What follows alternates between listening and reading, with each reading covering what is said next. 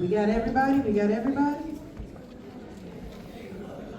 Let's make some space, and we got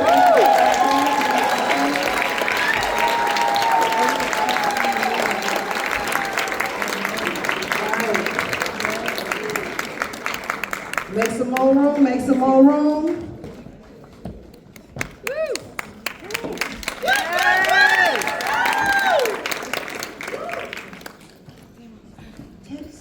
Scooch over.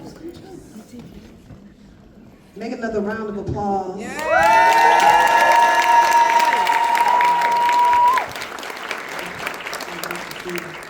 All right. So, standing from one end to the other, I would like you to introduce yourself by telling me, pass the mic. We sharing microphones, y'all. Okay. I want to hear your name, your role, and the title of your film. Good evening, everybody. Good evening. My name is Teddy.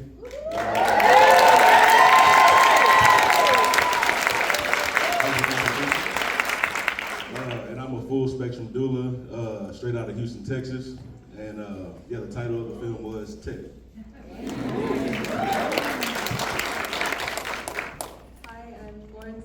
I'm the director, producer, and cinematographer of Teddy. Hi everyone, my name is Elizabeth Alvarez, and I was the producer of Bloque. Good evening, my name is Miguel Ortiz, and I was the director of Bloque. My name is Patrice E. Jones, and I'm the director of The Buzz of St. Roch. My name is Carl Harrison Jr., and I'm also the director of The Buzz of St. Roch.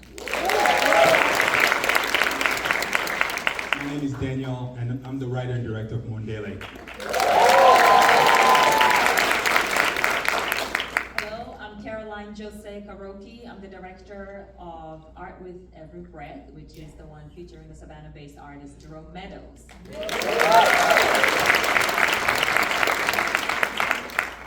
Hi, I'm Rose Cheddar.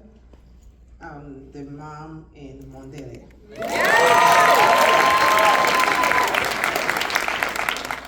Hi, I'm Halo, and I was there to laugh. And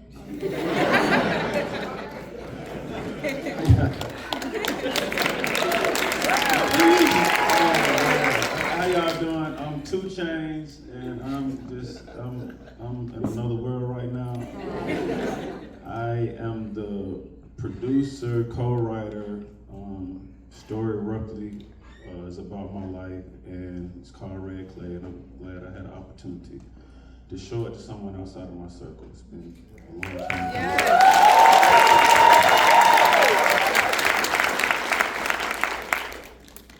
How y'all doing? I'm Christian Ellen Jones. I'm the director of Red Clay. Another round of applause. All right, y'all.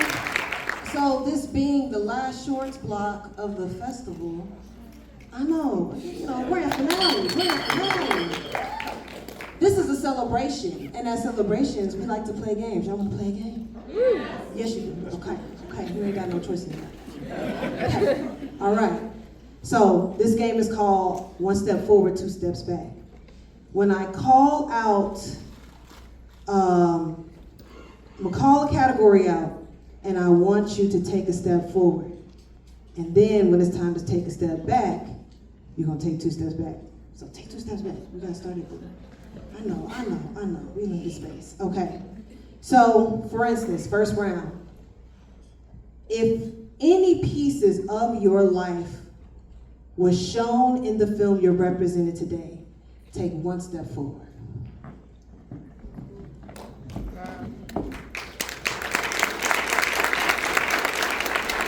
Okay, of your life. You too? Okay. So, I didn't mean to do you like that. For those whose lives were depicted in the story, I want to know what it was like to see your life being told on film. It's a very vulnerable space to share your story in a film, whether you had to dramatize it or had someone capture it. So I want to hear what it was like, Teddy, 2 Chainz, my guy here on St. Rock. I want to know what it was like to grab pieces of your life and to watch it being played on the big screen today.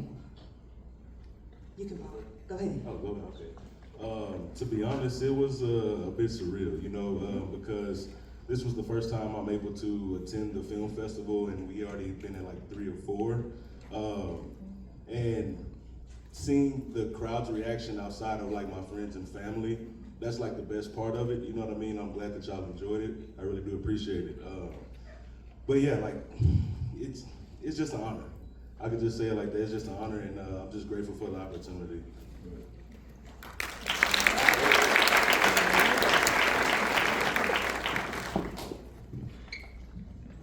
Yeah, well, I just want to say thank you to Atlanta for coming out and showing up for the film itself. So thank you. I look at every film as an adventure that we're all going on together, and that's what it was for me.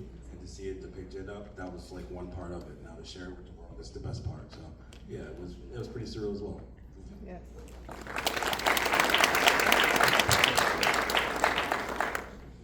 Yeah, it was really uncomfortable.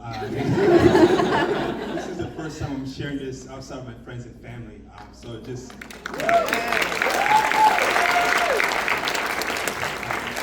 it's just all the feels, you know, excitement, kind of very vulnerable, and just also just an honor. I come from Congo. There's not really a lot of stories of Congolese teens, and being able to just share this, it's been just a blessing. So yeah. I think I'm gonna piggyback off you. I'm very uncomfortable right now. But my mom is in here. Shout out to my mom.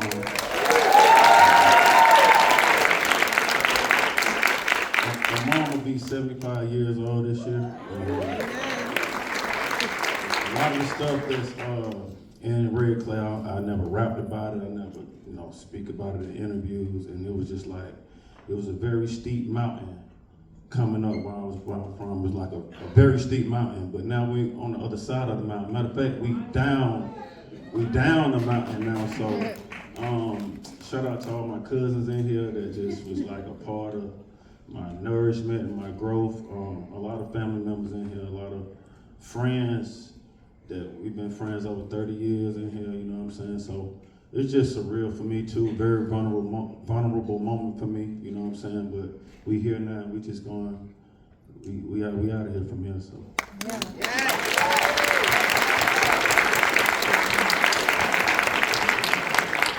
Danielle, was your life at all depicted in Bloque? Oh, absolutely. Yeah, I mean, the whole film is a healing journey about myself through my parents. It was just kind of easy though to use Malik as the vessel to kind of like display that and through his music. So it was honestly kind of an enlightening journey through the whole process. Thank you. All right, let's go take 2 steps back. Some of y'all losing though, I don't want to say nothing. I ain't got no trophies, it don't really matter. All right, will all of my directors take 1 step forward? Okay. So I want to hear from my directors whether this was your story or if you were from the outside looking in. What was it like for you, and how did you navigate taking such a personal story to screen? Because that can be uncomfortable for you as well. No, to direct. Oh, sorry. I was like, okay. Yeah, my bad. I could be using the wrong words. Okay. It's hard to go first, like you need to look at other people's question answers first. I, am obviously an outsider to the Black maternal mortality crisis. I'm also not from Houston, Texas. But through the journey of making, the goal of the film from the outside was to uplift Teddy's story and the story of the different people that he works with. and I hope that comes through. It was also a really personal journey for me because I got pregnant, had my child through the production. Like I think I was 6 or 7 months pregnant when I shot the birth, which was like a crash course. So Diamora, and like she's the woman in the film, is her child is I think like I don't know, about roughly 4 months older than mine. Anyways, but so I did have a kind of deeply personal connection to my own journey into motherhood and how this story, Teddy was actually a doula also for me and my husband.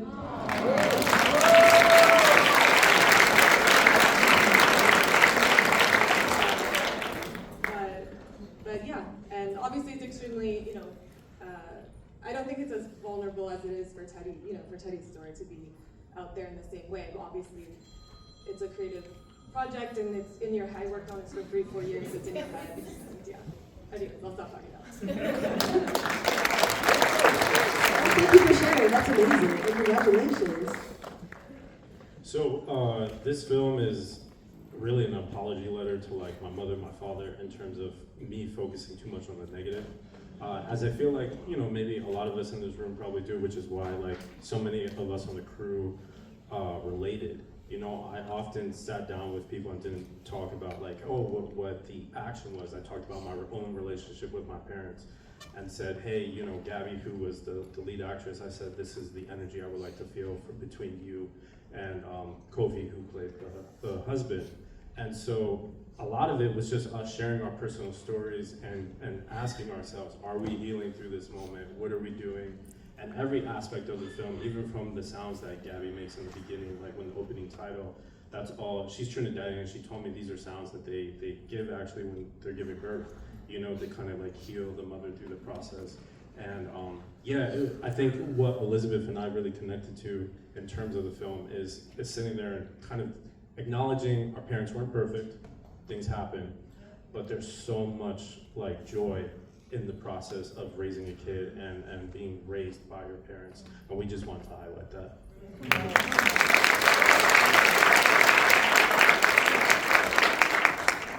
So this summer in August is the 20th anniversary of Katrina. And as you can see in St. Roch, we are still building, we are still coming back. I'm not an outside looker in because my family is from New Orleans, 7 generations deep. Carl is also 7 generations deep in New Orleans. My father lost our home in the 9th Ward, and he bought the house, the insurance money, he got a house in St. Roch. So that was my father's last home before he passed. So for Carl and me, it was really a bonding experience. It was sharing Carl's story, but I have a very similar story, and I think all of us in New Orleans have a similar story.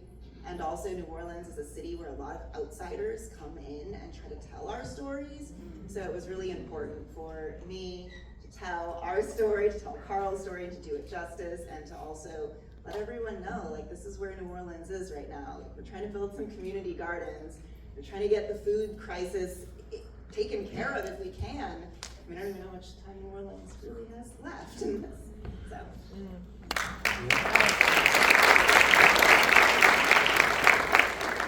I'm just going to add that this was a story that I needed another person to work with. It's such a vulnerable, intimate subject, and just sharing pieces of myself. It really helped having Patrice here to just be a rock almost in a sense, light that fire within me to keep it going and keep it moving, and just to be pure and vulnerable as I could, and also a little silly at times too.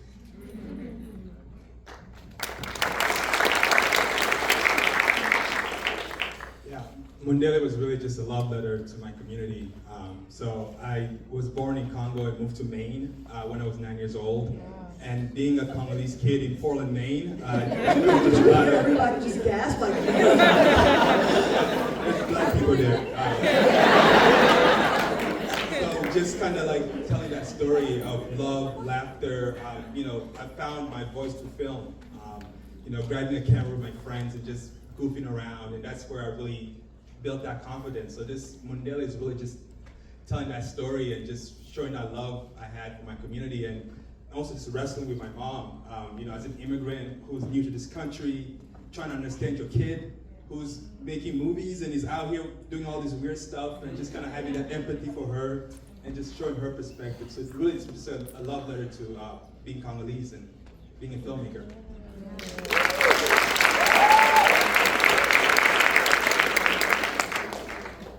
Thank you, Atlanta Film Fest. I love this festival because they Welcome know how back. to put, thank you. I feel like they chose it. Was here last year and here. But this block, first of all, can I say, I'm honored to be part of this selection because I saw myself in every project. As a mom, as an immigrant mom, as a filmmaker, as someone navigating life, I saw myself in every film. And to answer the question about my project, and I have the producer Abby Oxima here who just started me. It's just being seen. I know exactly what it means to not be seen. So I like to highlight stories about unseen, not celebrated individuals, overlooked communities. And so for me to put a lens and on someone's life and highlight and celebrate them is why I do what I do. And that's really it, to be seen, and I understand what that means, especially in the Deep South.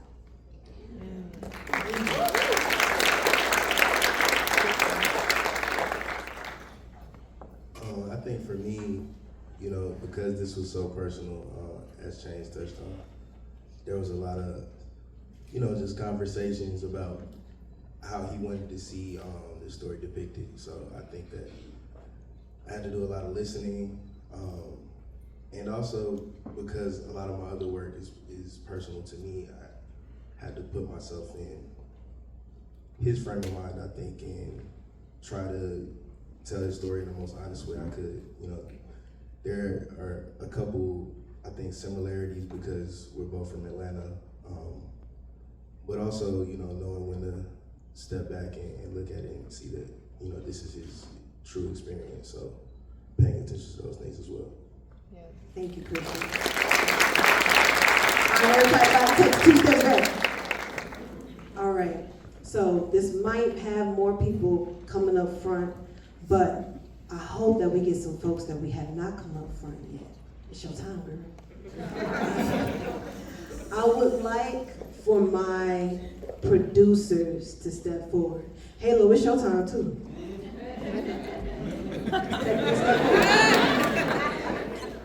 Make some noise for our producers, y'all.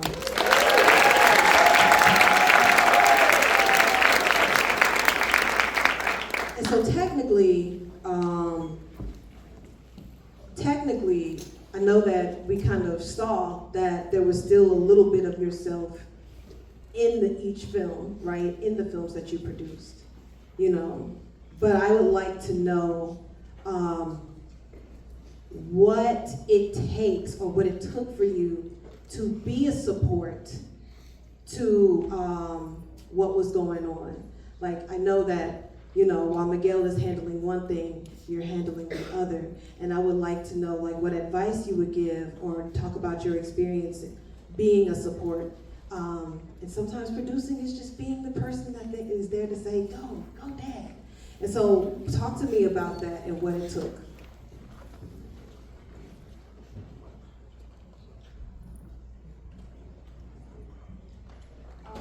Man, that's a great question. I've known Miguel for like the past 10 years now. When we graduated film school together, I think essentially when he came to me with the idea, it's a dialogue-less script, so there was really nothing to show anyone.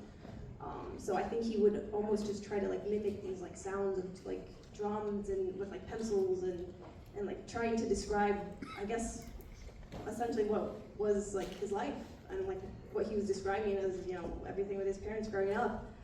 And I definitely resonated with that personally as well, and I feel like it was such a vignette of a story that I just wanted to tell as well. And I was like, you know what? I was like, hell yeah, all right, let's do it. And I feel like I am that yes man. I also have to be the no man. I am the producer, so I have to, keep it on budget at the same time. But I think it was an incredible journey This is my first ever produced film ever.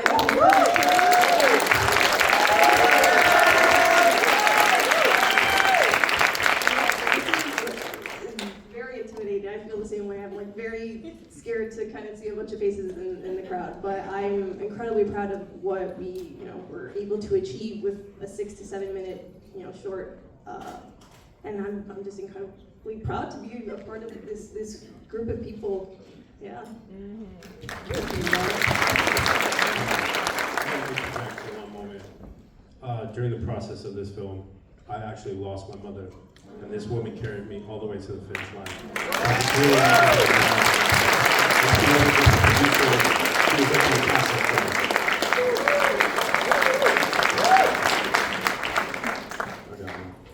My first film too, I think. Thanks, People know that. People ask me why now. I'm just like, why not? And on my 9th album or something like that. So that's pure passion. But this is something that I was still a student of. Step by step, from casting to scouting locations with these guys to being over his shoulder the whole process to looking at shots and scenes. So it was a good learning experience for me, and I'm looking forward to doing it again. But for the most part, it was my first rodeo, and I think we did pretty good. One thing that I want to say, was it doula? That's doula, whatever. This is not whatever. I don't mean like that. I enjoyed it. Listen, it's funny. So my mom back there, they were like doula. So I'm like, what's doula? And she's like, a black truck. I'm like, that's a dually, right? And then I'm like, when the girl was going through the contractions and everything, my mom was back there like, woo, because she said I hurt so bad that I don't have any siblings, basically. There she go, put your hand, she got a tube, what'd you say, tied, clipped, and burned. So I'm thinking if we had somebody like you, I would have some sympathy. My mama did not fuck with the process. So you did a really good job.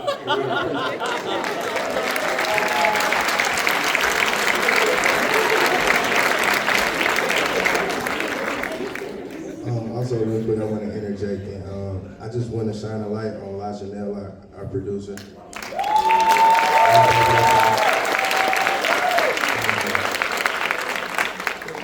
I'm trying to get her to come down here, but she won't. Okay,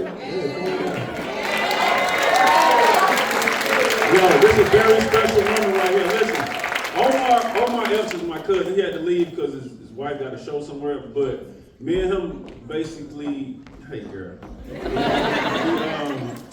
We wrote and put this thing together, but he brought Lala to the table, and she is just an incredible person to work with. She did she exceeded any of my expectations. Brought in key people that just fit the criteria. Here, you can talk.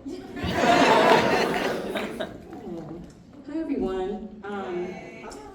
Just going back to your question as far as how you connect as a producer to a project that you aren't, you didn't write or create, develop. My mother, she, suffered from addiction as well. So I think when I initially read the script, that resonated with me. And, showing up as a producer, and you touched on this as well, it's all about putting the right people in place and letting people do their job, right? And so, as Chains and Christian both touched on, it was a blessing as far as all the steps came together. But essentially, you lean on the people, you trust, your crew. And as he mentioned, Chains, you talk about being a student. And I think collaboratively together as a team, we all were learning along the way, right? We were all bringing our levels of expertise to the table. We trusted each other, and we created together an experience and an environment in which, it was all about just getting the job done, getting it done well, and ensuring, just as you mentioned, structure, because I'm all about the structure. Yes, like you said, like being a yes person, being, you're there to listen, right? Like your job is to listen, to get the job done, and also to, as they say, like they come to you for a reason. Like you're at the table for a reason, right? So you need to also assert yourself in a way in which you're there to be an expert as well. I think as producers, we, again, you're there to get the job done, and also you don't want to be the no person. Typically speaking, we are the no people at the same time.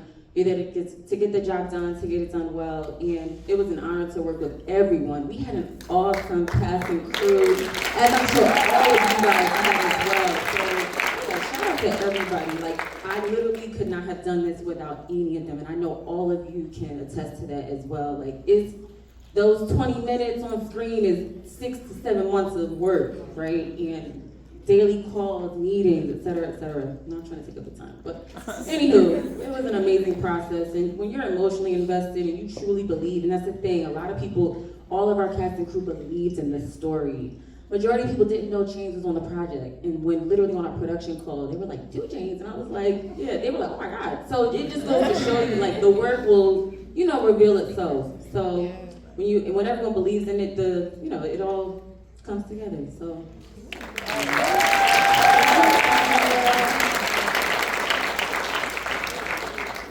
So my last question, because I'm not going to hold y'all up any further. I know y'all want to connect with these beautiful people on stage, and they want to connect with you too.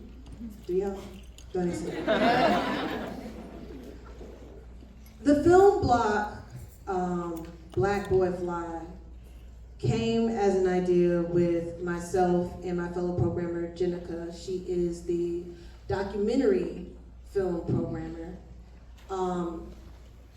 The idea was to show Black men in their element, doing, the duality of him at his lowest, at his highest, at his regular. And if I could, and we could start this way, on down, make it easy, give you some time. If you can, I would love to hear one sentence about why you feel it is important. Just one. One sentence on why is it important to show Black men in their humanity.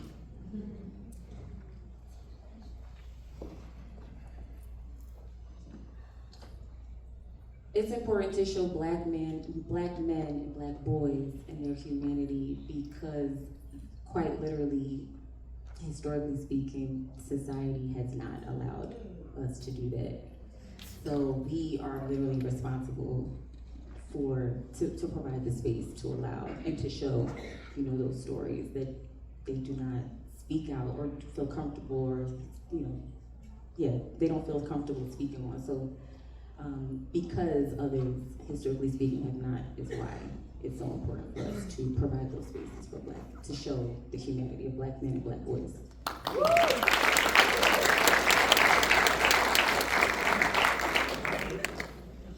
Yeah, you gotta answer. I mean, she did so well. Really, she did.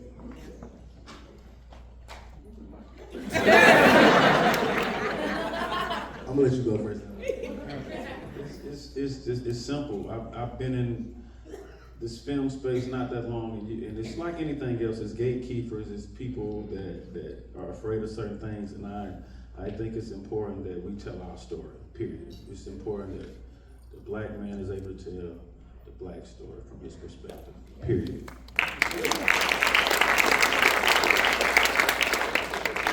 I should have took my chance to go.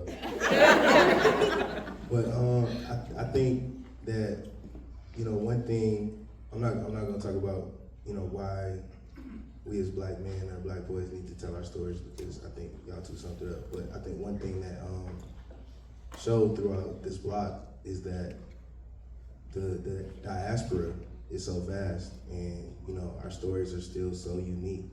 I think that there are all kind of angles and entry points, you know, to blackness. And I think, as you touched on earlier, you know, I can see myself in all of these stories. So I think that that's why it's important that we continue telling our own stories. Thank you.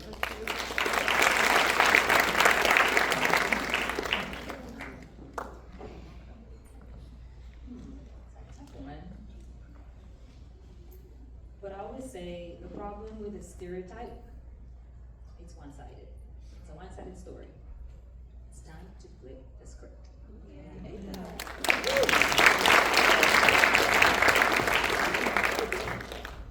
Yeah, I think for me it's just to, you know, I think black boys and black men deserve to see themselves with joy, with laughter, and I think that matters.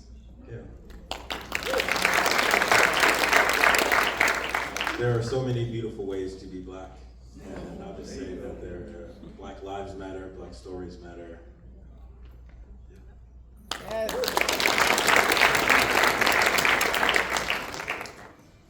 To archive and preserve our true collective legacy.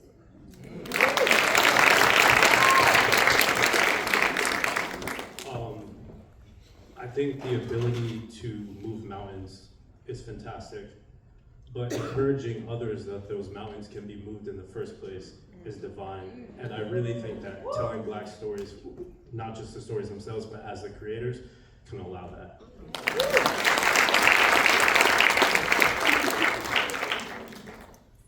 I am not black.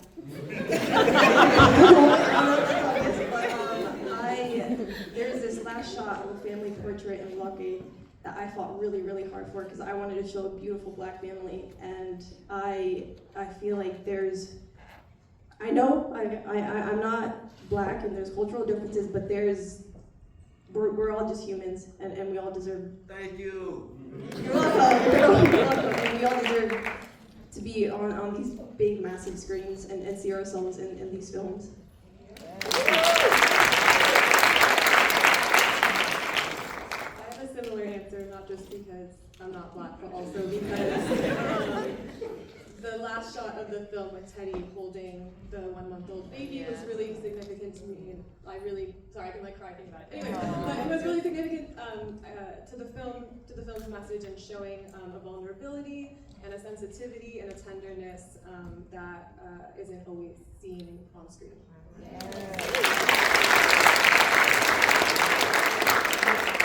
I don't know how to follow up these. But one thing I can say is representation matters. You know what I mean? So, representation matters because I don't know if y'all heard the saying, see it, believe it, achieve it, right? You have to see it first. And if you can't see it, how do you know you'll be able to? So that's just one thing I hold with me is representation matters, and I want to show that there's more to life than, you know, your little circle. Yeah.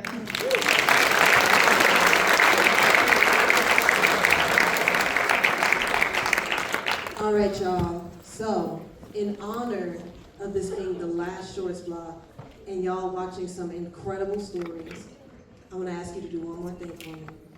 I want everybody to collectively stand up. And I want you to clap your hands and stomp your feet and make some noise.